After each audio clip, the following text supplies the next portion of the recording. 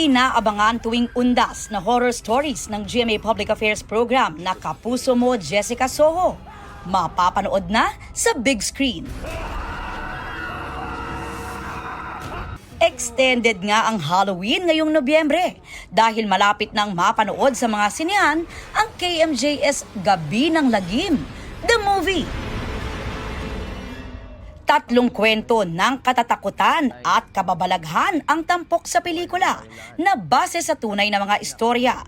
Presented by no other than Kapuso multi-awarded journalist and host Jessica Soho na hindi raw akalaing maisa sa pelikula ang kanilang mga kwentong KMJS. Totoo pala yun, Aubrey. When you ask for something, it just might happen. Ito na yon. Sabi namin, what if magkaroon tayo ng movie? Tama pala yung sinasabi ng mga Gen Z. Pag minanifest mo, mangyayari. Ang unang kwento na Pochong ay pagbibidahan ni Miguel Tan Felix kasama sina Christopher Martin at John Lucas, directed by Yam Laranas. Pochong ay folklore galing sa Indonesia na yung multo nila ay nakabalot sa puting cloth. Tapos, kung magmulto siya, di ba ang mga multo sa atin naglalakad, nakalutang, eto, tumatalon-talon. So, nung dinescribe sa akin kung ano talaga yung Pochong, natakot ako. Tapos naganap ako ng mga video sa TikTok, nakakatakot siya.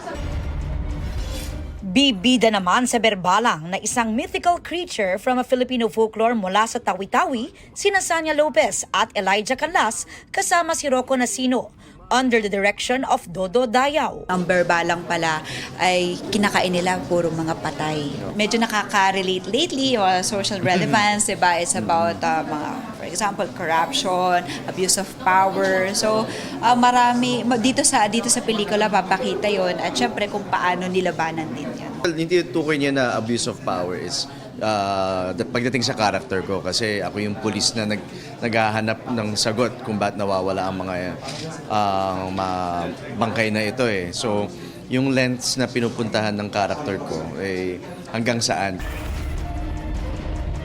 Sa kwento ng Sanib, gaganap naman si Jillian Ward bilang si Angel na mapoposes ng isang demonyo. Kasama naman ni Jillian sa kwento si Therese Malvar na idinirect naman ni King Mark Baco.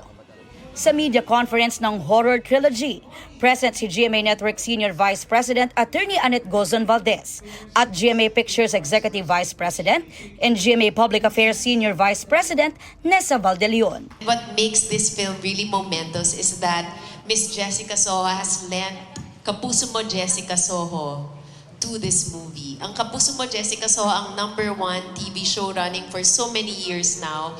At ang Gabi ng Lagim ay isa palagi sa highest rating episodes for the year. Kaya it's such an honor and privilege to have a movie carried by Kapuso Mo, Jessica Soho's Gabi ng Lagim. At ito ang Gabi ng Lagim.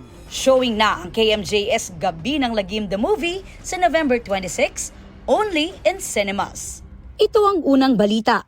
Aubrey Carampel para sa GMA Integrated News.